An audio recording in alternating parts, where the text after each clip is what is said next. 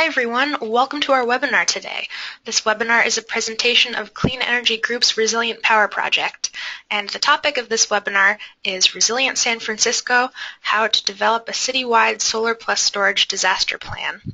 We have two excellent guest speakers with us today from San Francisco, and we also have our host for this webinar, who is Seth Mullendor. Seth is a project manager with Clean Energy Group. And before I pass it over to Seth, I'd like to go over a few quick housekeeping notes. All of our participants for this webinar are in listen-only mode. That means that hopefully you can hear us, but we can't hear you.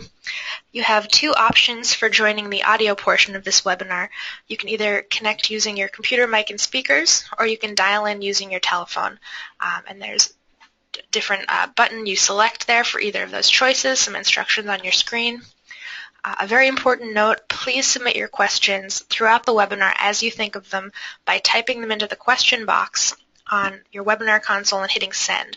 We will be reading through the questions as they come in, and we'll have a Q&A after our presentations at the end of the webinar. We'll try to get to as many questions as we can, so type them in as you think of them.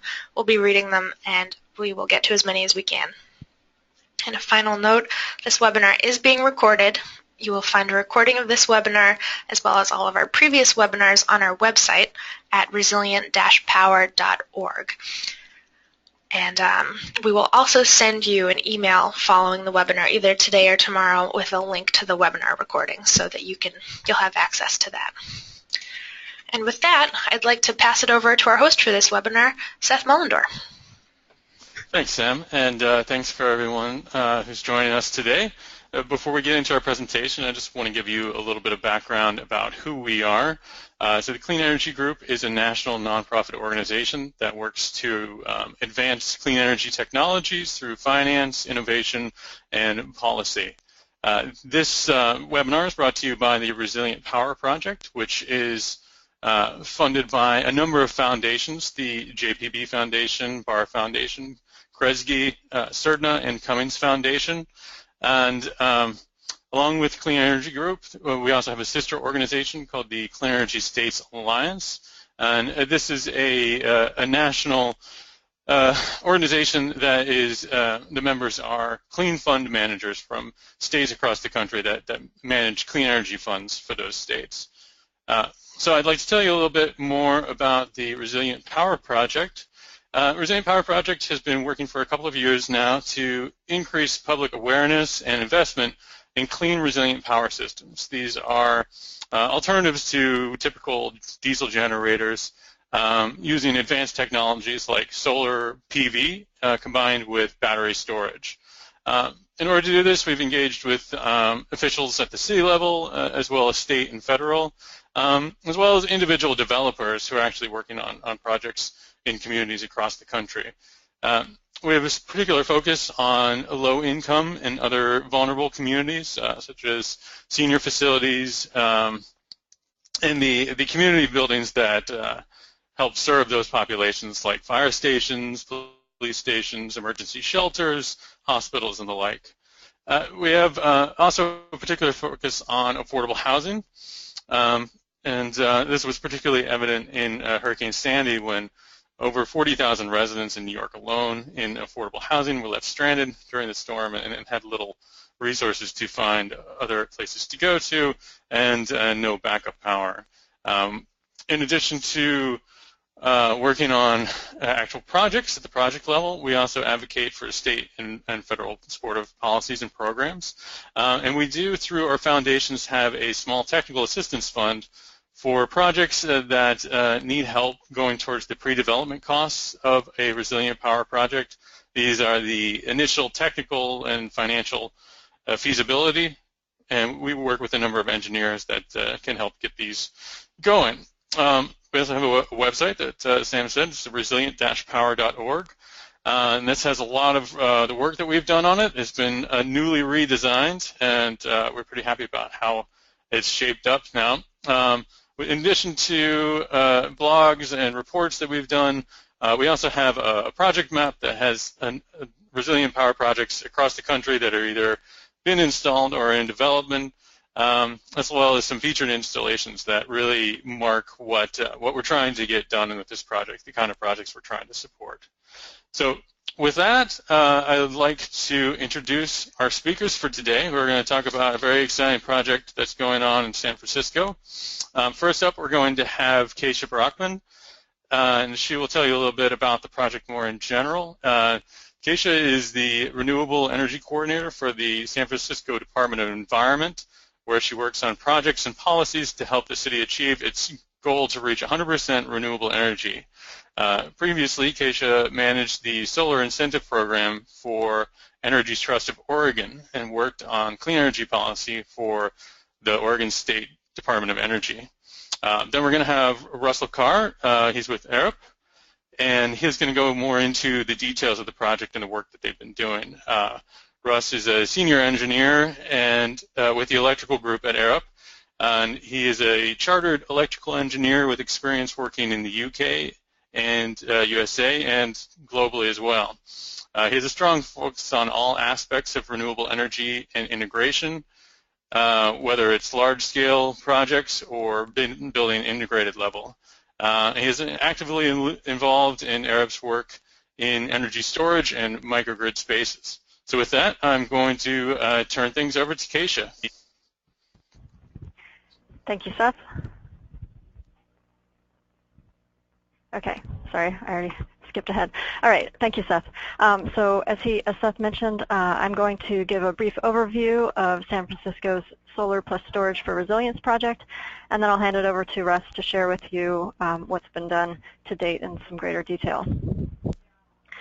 This project is funded by the U.S. Department of Energy Sunshot Initiative through the Solar Market Pathways program, which supports 14 projects that are using different strategies to advance solar deployment across the U.S.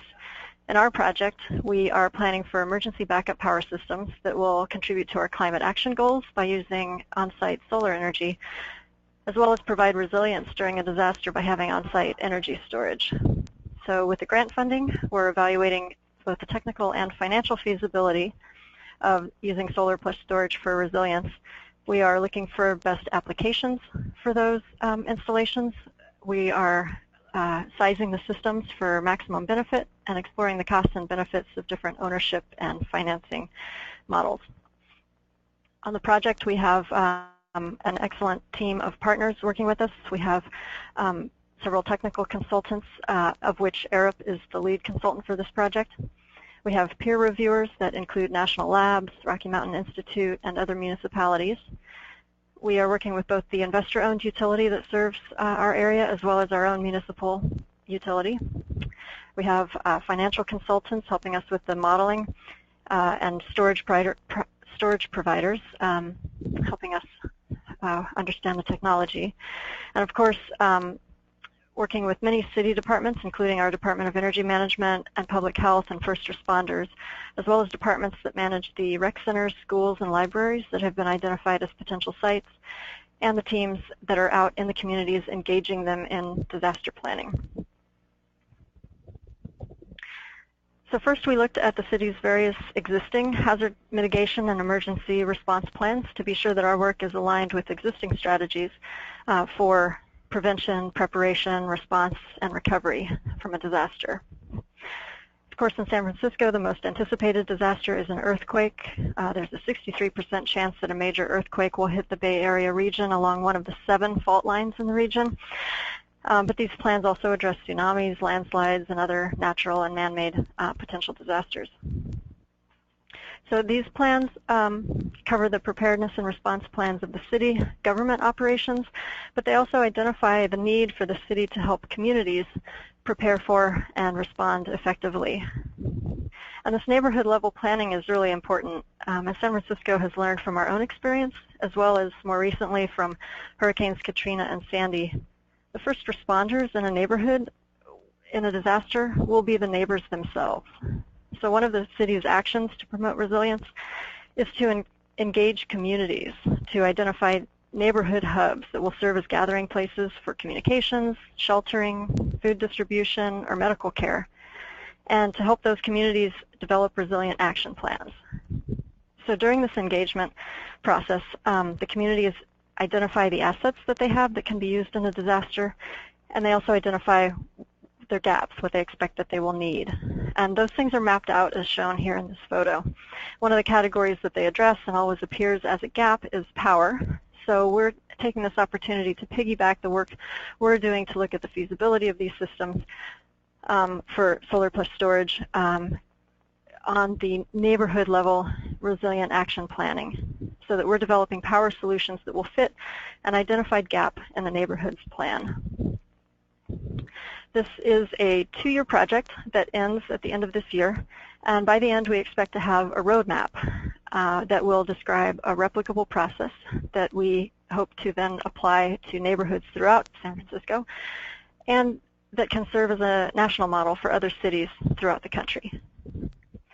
We will have the planning tools that Russ will describe today, and we will have specific plans for deploying Solar+Storage at 12 neighborhood hubs that are identified in this project. They're spread throughout the city, and our goal is to have those plans will make the projects shovel-ready so that when funding comes along, we can get them installed. And because this grant does not cover the cost of installing Solar+Storage, we will identify different funding options and then choose to pursue one or more of those options in the future. So here is my contact information. It will be available to you when you get the recording or the slides from this webinar. Feel free to reach out to me if you have any suggestions, questions, or comments. And so with that, I will ask Samantha to pass it along to Russ.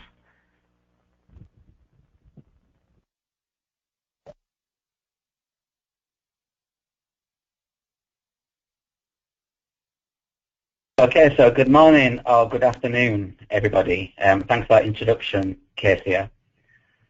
So I'm going to talk about a little bit more detail on the project and the work that we have been doing to date and the tools that we have developed so far. So I'm going to talk a little bit about why we're doing this project in San Francisco, so just build upon a little bit about what Casey described. I'm then going to talk about an interactive map that we've developed as a planning tool and do a live demonstration of that map. I'm going to talk about how we actually go into a building and look at what loads are critical in a disaster scenario and what are our results from that exercise. And finally, I'm going to talk about an online tool that has been developed that allows anyone in the US to look at their building and size a suitable Solar+Storage system. So the real issue that we have on the West Coast is a seismic disaster. That is the criteria that we're designing our San Francisco-based projects to. So the graph I'm showing on the screen here is some work that San Francisco did back in April 2014. So San Francisco, along with a whole host of stakeholders, mapped out the city's response time to a magnitude 7.9 earthquake. Now this 7.9 earthquake is the same as the largest earthquake that hit San Francisco in 1906. So it's a magnitude 7.9 on the San Andreas Fault. Now I've only chosen to plot 2 of the utilities on this graph here. And what this graph shows is if we look at gas, which is the kind of magenta pink color, we can see that for the first week following an earthquake, there is no gas services restored at all. So those zeros are the percentage of the network that has been restored. Even after 3 weeks, we only have 5% of San Francisco's gas network back online. A month, we have 10%, and then it takes 6 months to get the gas system back online.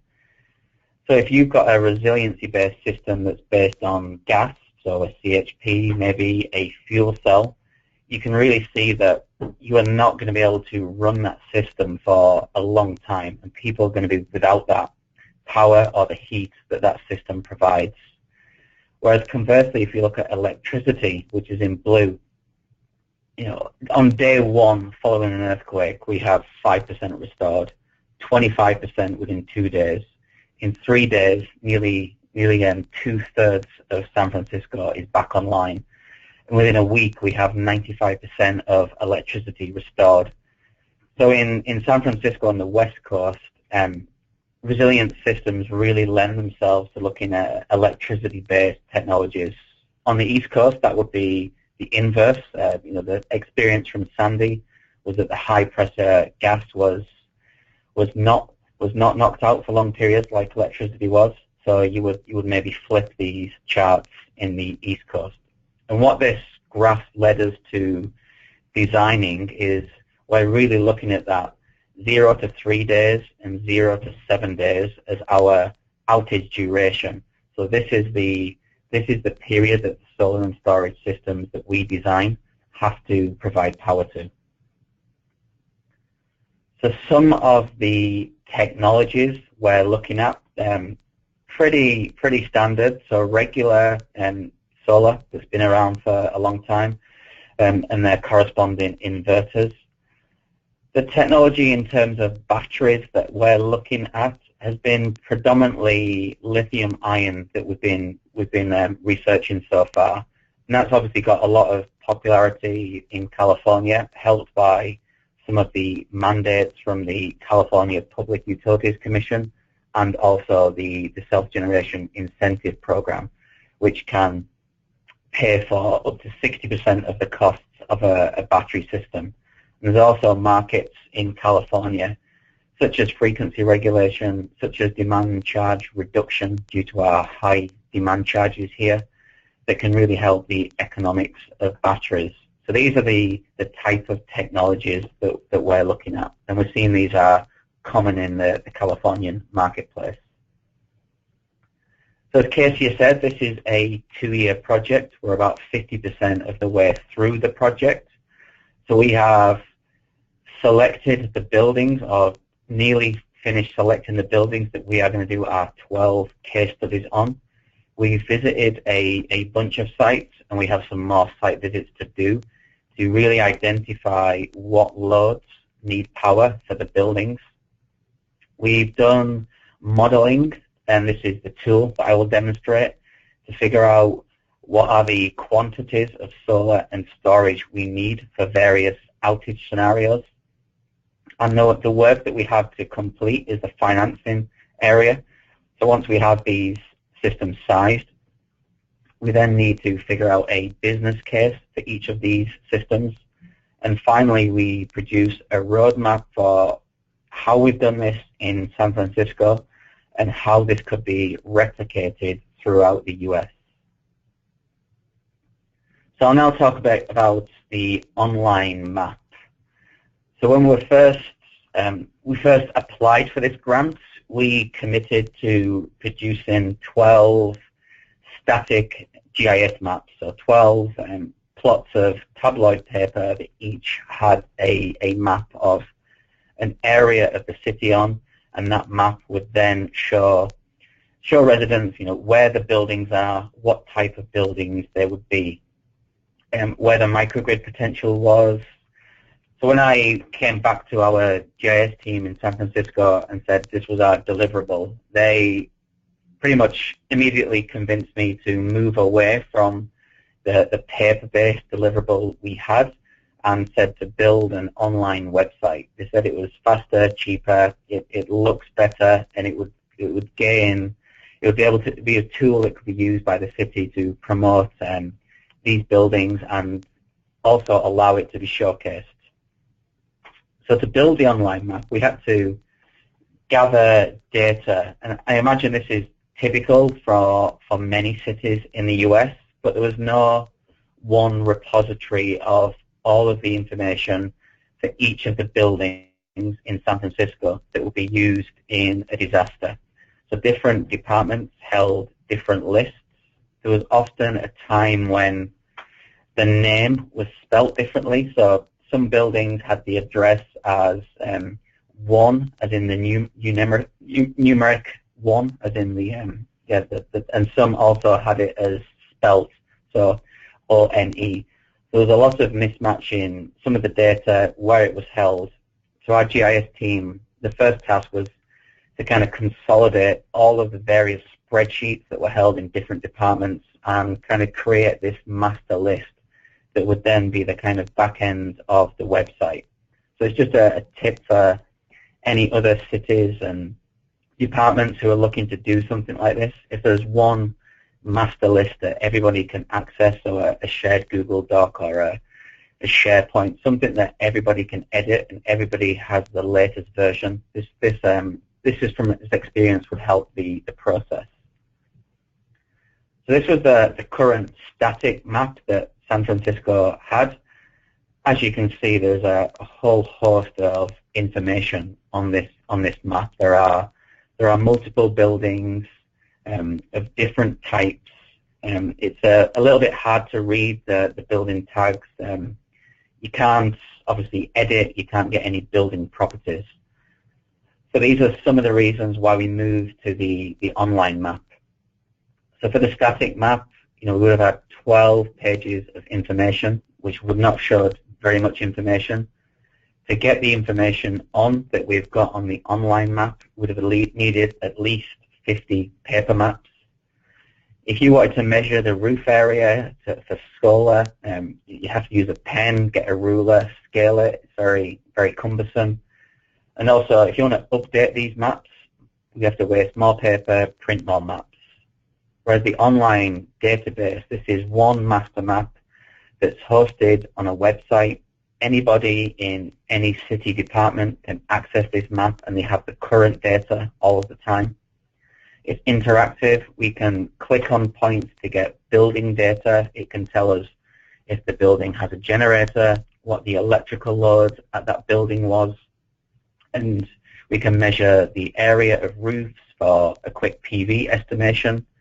We can layer on building city layers that they have in GIS, such as tsunami zones, liquefaction zones, and we can also post updates instantly. So this is a screen grab of the online map. This was developed in JavaScript. So our GIS team here in San Francisco wrote the interface, and we keep one version of San Francisco's kind of Excel spreadsheet. We now have a master spreadsheet, and this map, GIS map, just pulls data from that. It's powered by Esri, who make ArcGIS, and we have a whole host of layers. And I'll just now jump into a demonstration of some of the items that the map has.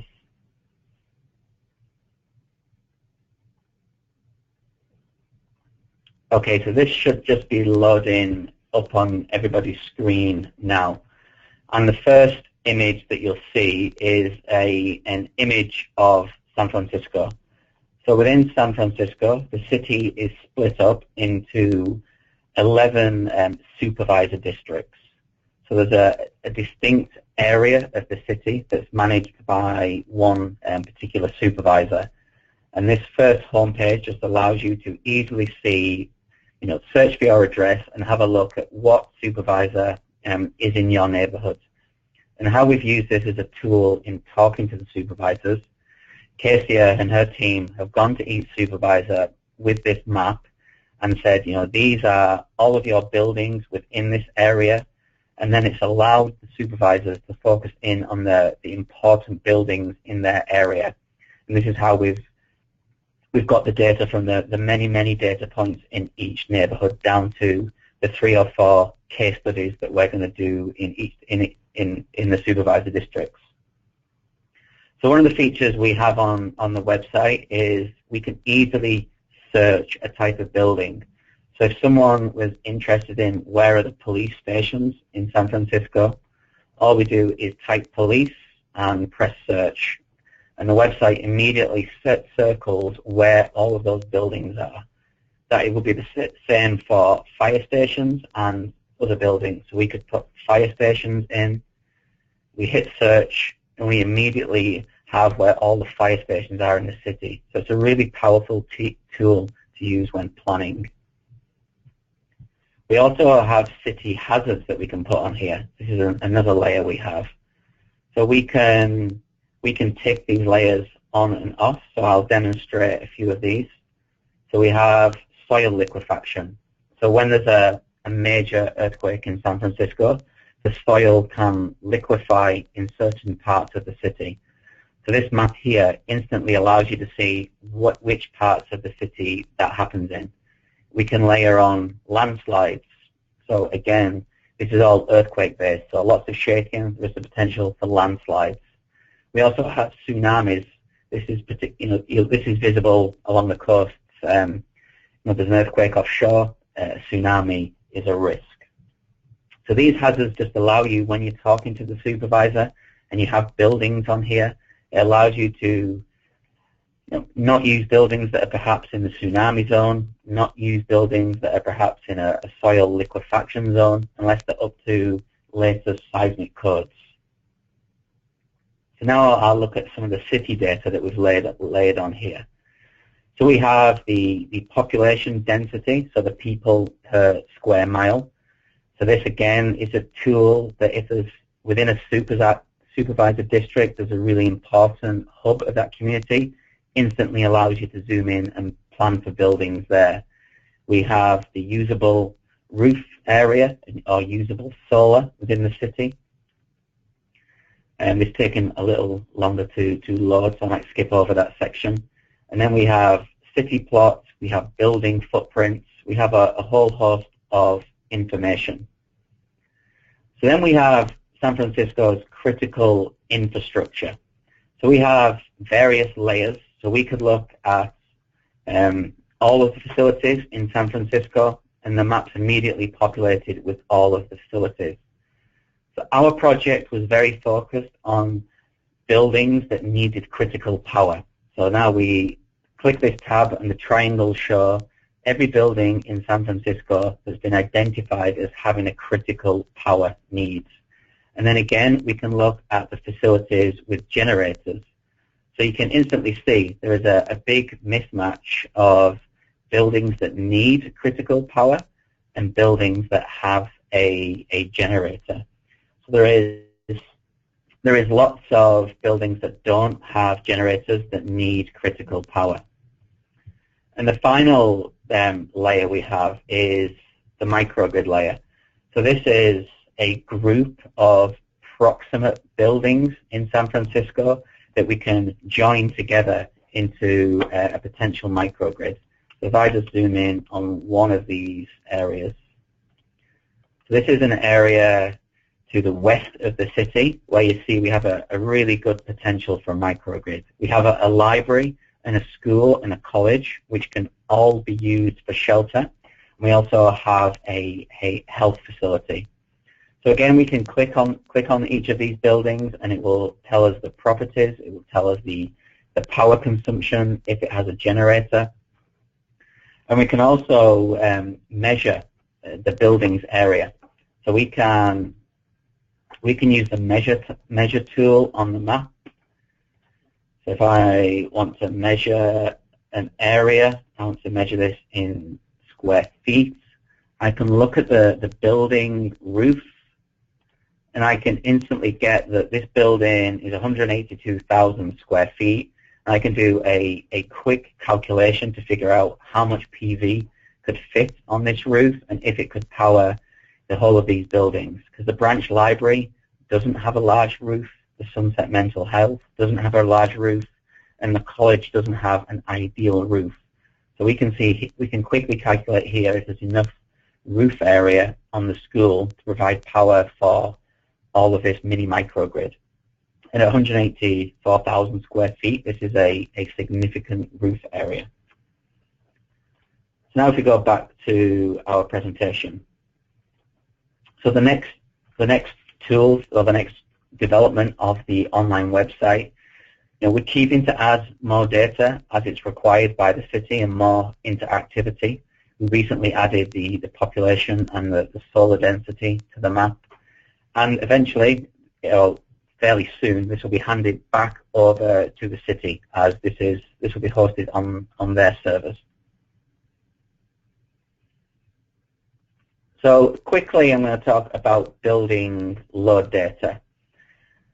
So each of these buildings has an electricity profile as it is now. They use power, they have lights, they have systems, but often the buildings will not operate normally in an emergency mode. So if we take a school, for example, a school is typically operated in term time, so certain times of the year.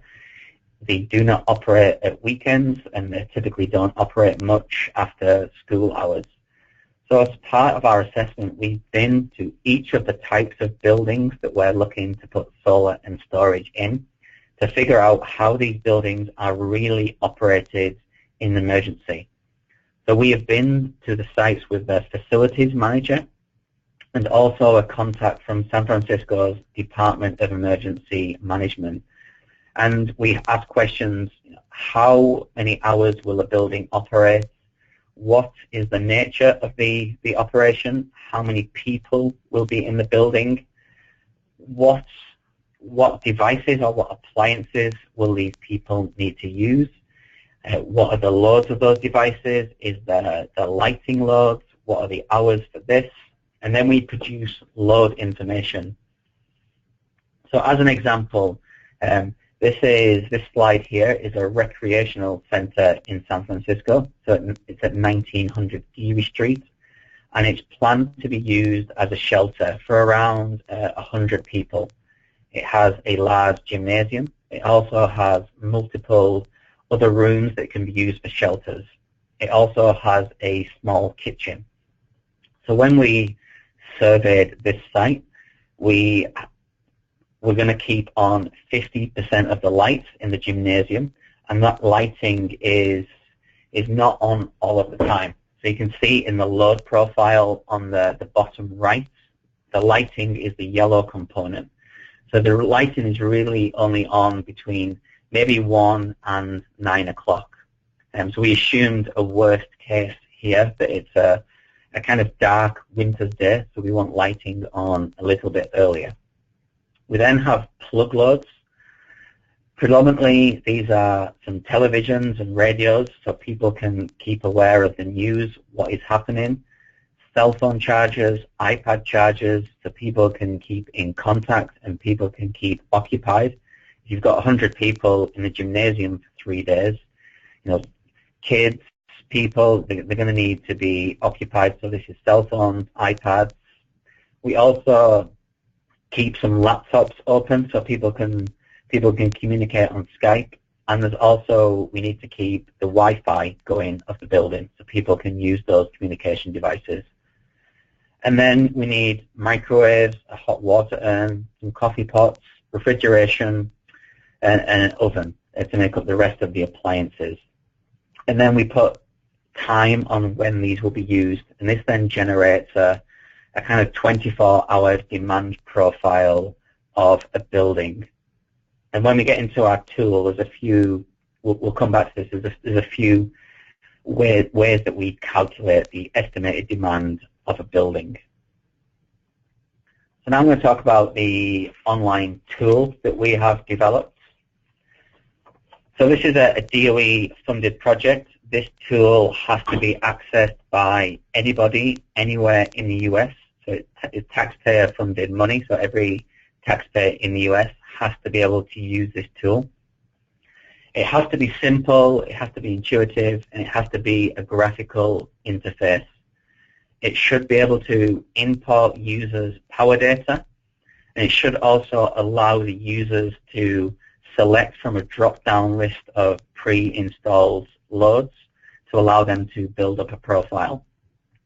And the reason we've made this tool is it's to get people interested in solar and storage as a potential resiliency measure. It's not intended to do detailed design of a system, but it's intended to do a kind of 10 or 20% design. So it allows people to contact an installer and then take that design to the next level. But it is intended to get within the right ballpark. So we wouldn't want to develop a tool and then the people who've used the tool go to an installer and they tell them you need twice as much PV and twice as much batteries. So it's been thoroughly road tested to make sure it's accurate. And it will allow the user to have a slider to slide the amount of EM loads, emergency loads, that they want to design for, and also the outage duration. The outage duration is limited to between 1 and 7 days based on that earlier slide I showed you on the electricity outages in San Francisco. And it will also calculate the size, that's both the capacity and the physical, of the generation and the storage assets.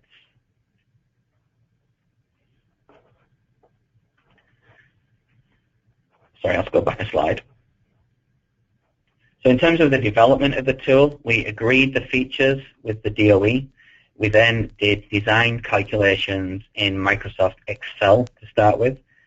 And then once we had developed those calculations, we got expert testing.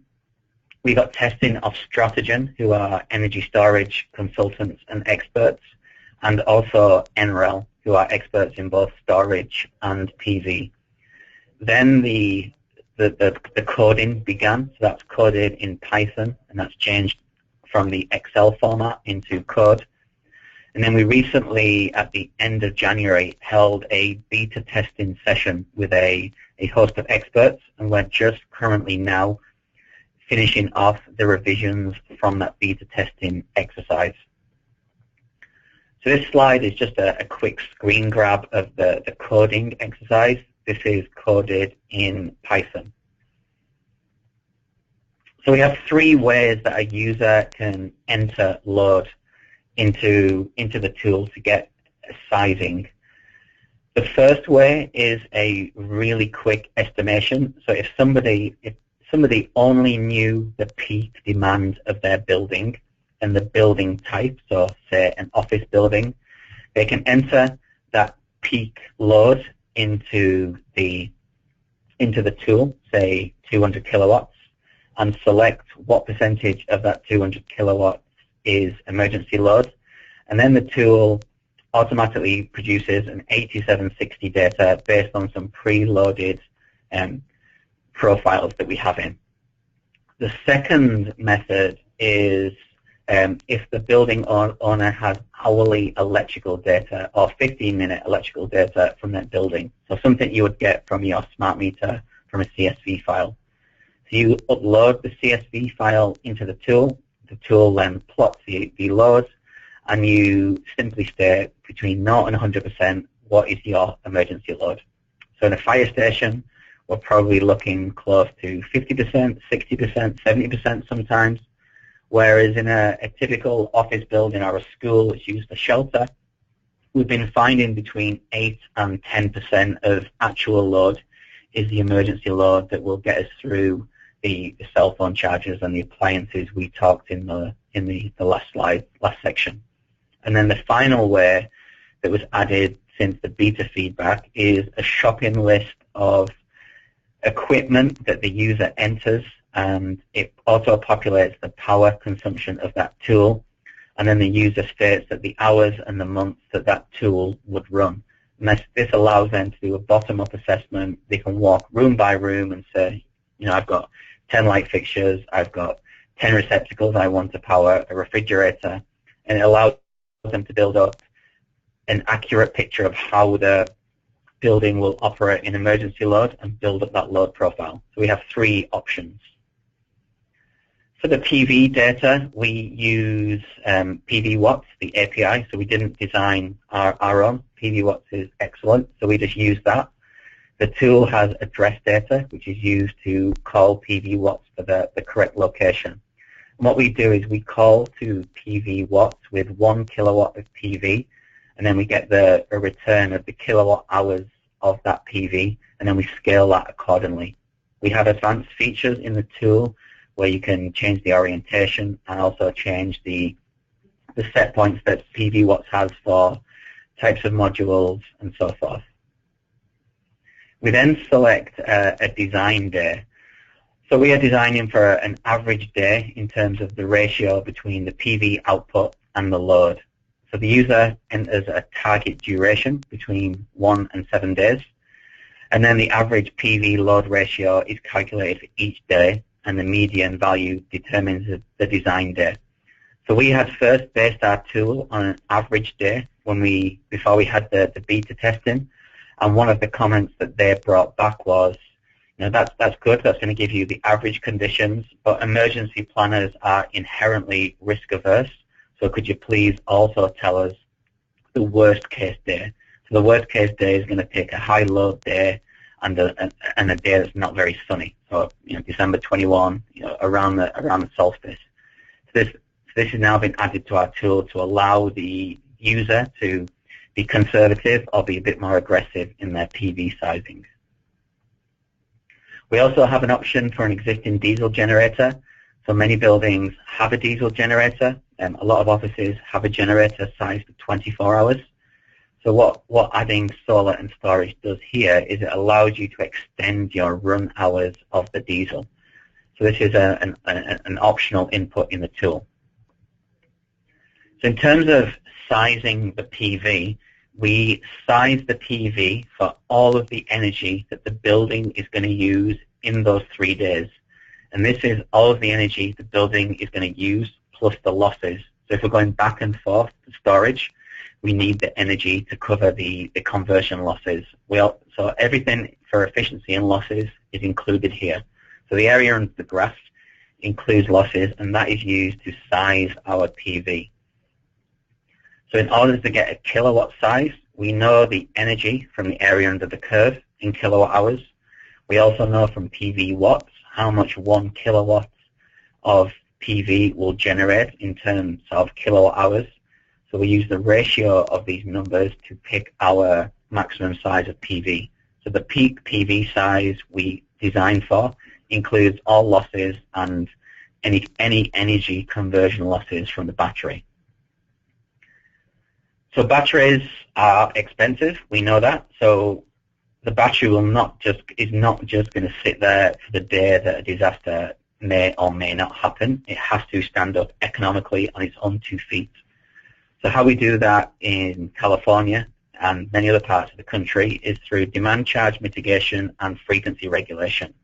Now the reason it's important to select these in the tool is that the state of charge varies, and being conservative, we size the battery requirements assuming that you've either discharged the battery to the level for demand charge reduction, the minimum level, or the minimum level that frequency regulation will take you. So this is just to be conservative. And on the battery sizing, we have 2 sizing calculations. The first one is for the power calculation, so the maximum kilowatt output. And we use 2 criteria, either the maximum discharge power that the battery has to perform. So take the load, take PV off, and what is that maximum delta in load? So obviously PV is sized for the energy, but PV isn't sized to provide peak power. That's the battery's job. So we look at the maximum discharge power, or if charge power is greater. We take the greater of the 2. For the kilowatt hours, we, again, the same principle, look at the discharge energy or the charge energy. And that discharge energy also takes account into the fact that we might not be starting with a fully charged battery. So this is just an example. Within that 3-day period, the tool picks the highest peak in that period. So from this example, the battery will be sized in power mode for the discharge, because charging is a lot lower. And this slide here is the calculations for the risk of the battery being discharged when the outage happens. So this is demand charge mitigation mode, and the maximum amount of charge, the minimum amount of charge rather, we could have in the battery is around 40%. So we use this in our tool. And finally, we want to tell the user what's the probability of the solar and storage devices that they're using being able to operate for the 3 days. So we do a resiliency calculation for every hour of the year. So the graph on the left is how many days the system we have provided operates, and the graph on the right is that probability. So greater than 1 day is 93% probability. 3 days or greater, we're down at a 50% probability in this instance. And what the user can do here is either upsize the PV and storage, or use the worst day selection to flatten those probabilities. So now I'll just do a quick few-minute demonstration of the tool before we go to questions.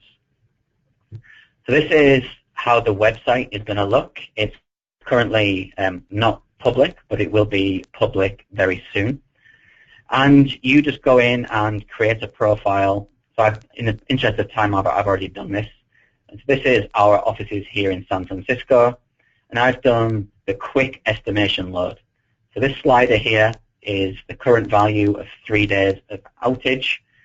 And on the floors that Arup occupy, we have around a 200 kilowatt peak load, and we're in climate zone 3. So the climate zone varies because we pull different profiles depending on which climate zone you are in.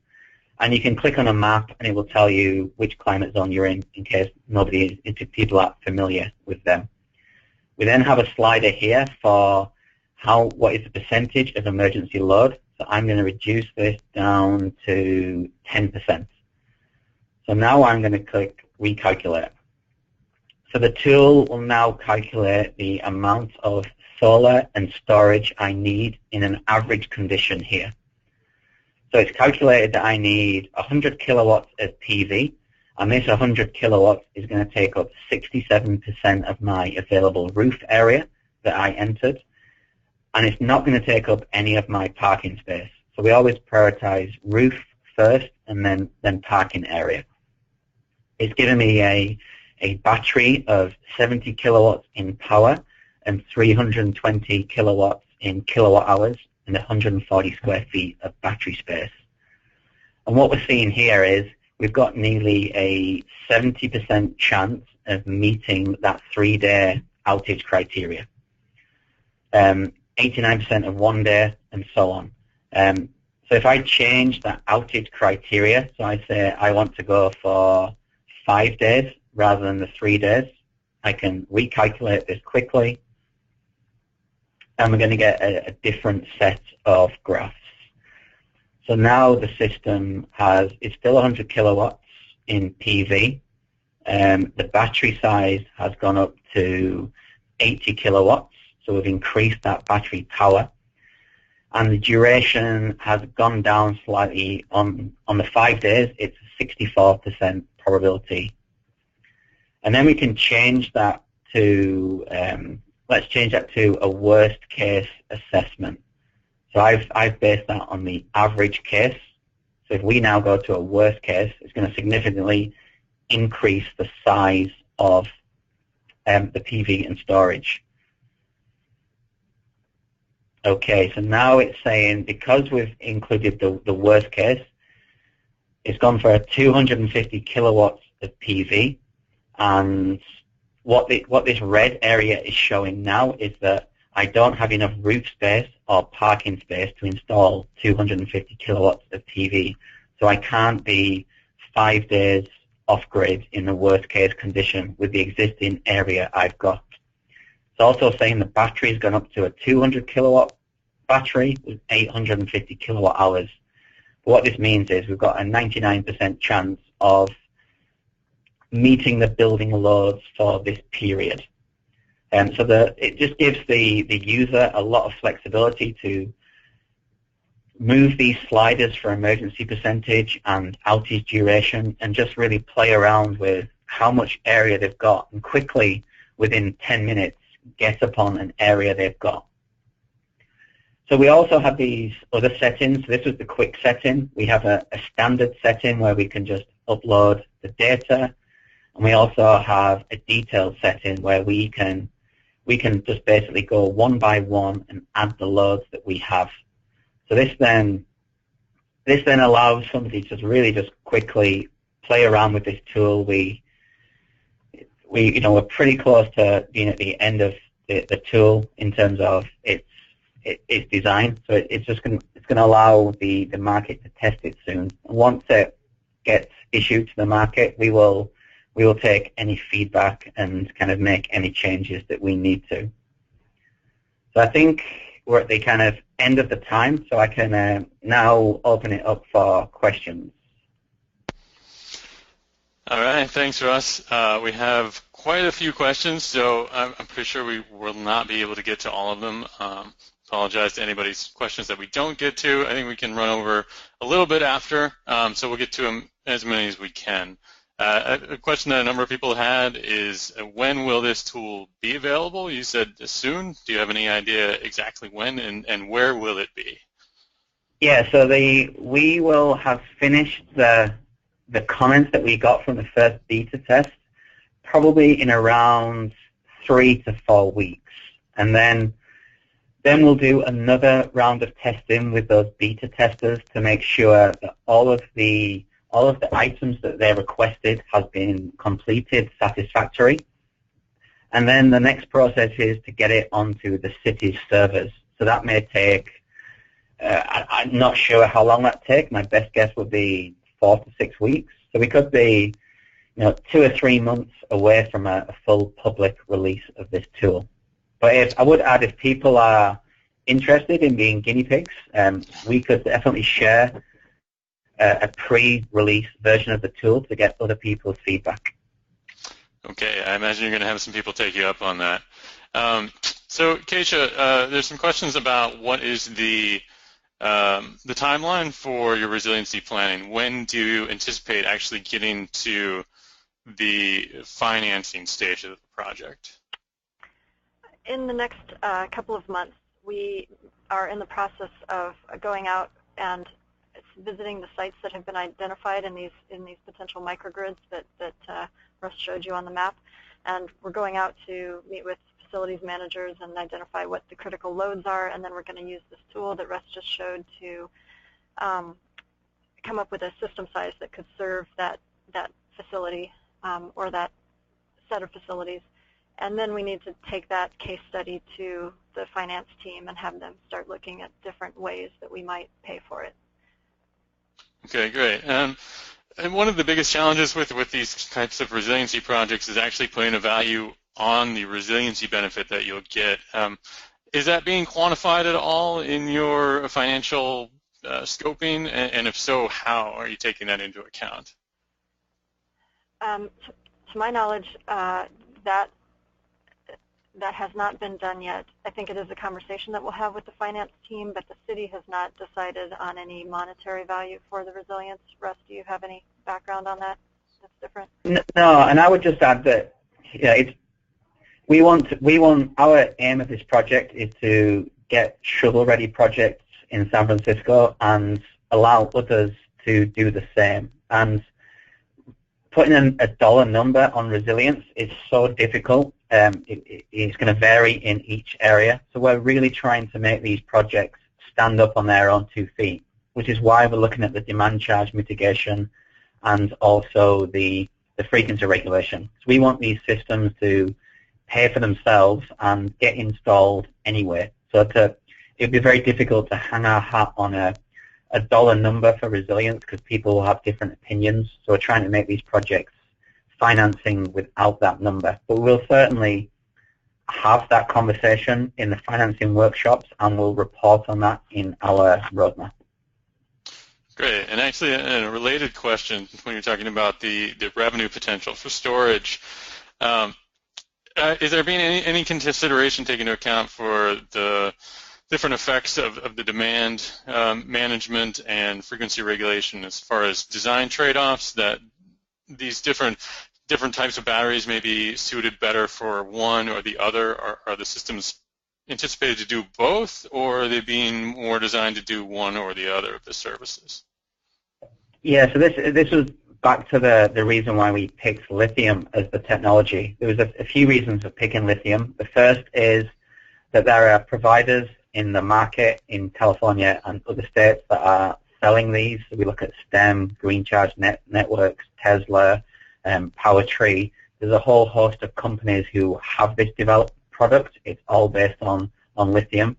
And also lithium can play in both of those markets, and there's already markets developed for frequency regulation, and demand charge mitigation that lithium ion can do. So these are the reasons that we selected that technology, and the tool is based on that technology. So, and this comes back basically to the economics. We think there's an economic business model for this technology with the kind of use cases that are in the market now. Great, great. A question about the types of facilities that are going to be targeted in this. There's a question about how be providing basic needs. They assume as far as like medicine, refrigeration, cell phone charging, etc. Do these facilities also provide places of overnight shelter? Can they act as emergency shelters for people to stay for multiple days? Is that the goal? Yes. So the rec center example that I gave you, that's used as a shelter in place. So the profile we developed there was people within that over 100 people in that building for 24 hours. That would be true of schools, that would be true of churches and libraries that are used for a shelter facility. For the police stations and the fire stations we've looked at, they don't shelter people, but they will be operational with increased staff over normal for 24 hours a day. So the low profiles we've developed are for that use case. But the unique thing about the tool is if you have a facility in another state that is only used during the day or is only used in the night, the drop-down shopping list of loads allows you to specify the hours that load will be operational for, and even the season. So if you've got electric heating, you can say it's needed between October and April. And then the tool takes into account that heating need that you have, because the solar is lower in those periods, so it would upsize the solar. So you can the tool is designed to let any configuration be possible. We didn't want to just limit to the configurations that we have found to date, because it really wants to be a US-wide tool. Mm-hmm. Great. I don't know if you caught that, but Russ mentioned that churches are some of the candidate buildings, and so we are looking at some private facilities in addition to city facilities such as churches or neighborhood centers that might be good candidates, one, for the services that they already provide to the community, and two, because they might help the financial model based on their electricity rates compared to cities' electricity rates. Mm-hmm. Yeah, great. So am I right in that as far as utilities go, the city buildings are on your own? Is it a municipal utility, and then the others are on PG&E? That's correct. PG&E serves the distribution network here, but the energy source for municipal buildings is managed by the city itself. Great, thank you. Did you give any thought to the continuity of internet service and cellular service? These probably aren't the types of facilities that are going to be having satellite towers or anything like that to keep services up, but is that taken into account as far as the disaster plan as a whole? I can take this one, Keisha. So yeah, the buildings that we've looked at, we have made an allowance for power to the computer services and obviously all the Wi-Fi routers. We don't extend on this project power back to all of Verizon or whoever's systems. We only design to the particular building. So if a Verizon main fiber optic cable was cut into San Francisco and internet was down to San Francisco until that was repaired, we wouldn't cover for that scenario. We do provide power to cell phones. So if the cell phone service was still operational, we could just tether a cell phone to the Wi-Fi to get Wi-Fi that way. But we haven't worked with Verizon to beef up their system in this event. It's just purely on the particular buildings and the mitigation of if the network goes down outside the building, we just switch to mobile phone tethering. And if that wasn't available, we would be without Wi-Fi. We also have radios in our disaster plan as powering radios. So the backup of if internet and Wi-Fi isn't available, we switch to radio. Great. So we're a little bit over time now. I'm just going to finish with one last question that a few people had. Is there any plans to incorporate financial side into the online tool as far as cost of PV and batteries and incentives that are available, financing options? And will the financing ultimately for these projects also be publicly available, or is that outside the kind of public side of the project? Yeah, I can take that, Case. Yeah. So on the tool, we purposefully didn't include economics for. Well, the reason is because this tool has to be applicable in all 50 states of the U.S. So to design a tool that has all the financial information for every 50 states, has the financial information for PV and storage, which is changing so quickly, it would just become a behemoth of a tool.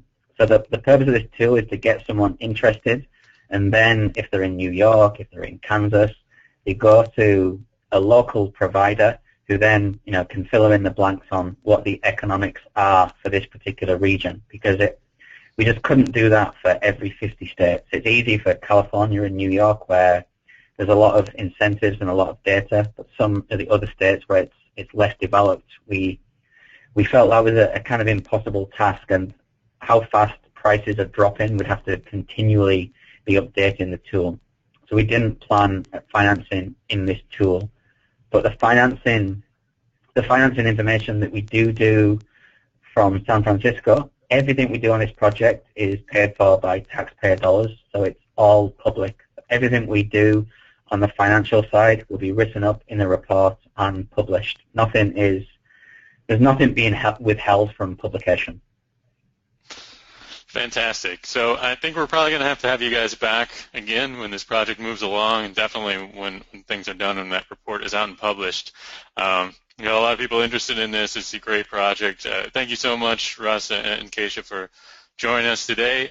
With that, I'm going to sign off. Again, apologize to anyone whose questions we didn't get to, but I'll hand it back over to Sam for any final thoughts. Thanks, Seth. I just want to let people know about a few upcoming webinars that we have in March that may be of interest to the people on the call. We have one on March 17th, Fuel Cells for Telecommunication. That's part of our Resilient Power and Fuel Cell series. We have one on March 18th that is about impacts of federal tax credit extensions on renewable deployment and power sector emissions. And then on the week of March 23rd, we have 2 webinars about flow batteries that may be of interest to folks. So all of these webinars are free. They are all available to the public, and you can find more information on our website at resilient-power.org. So please take a look at those if you're interested. They're all free, but registration is required. And finally, I'm going to put some contact info on the screen where you can reach our host for this webinar, Seth Mullendor, and also so you can find us online and on social media. And that's that. Thank you, everyone, for joining us today, and I hope to see you at a future webinar.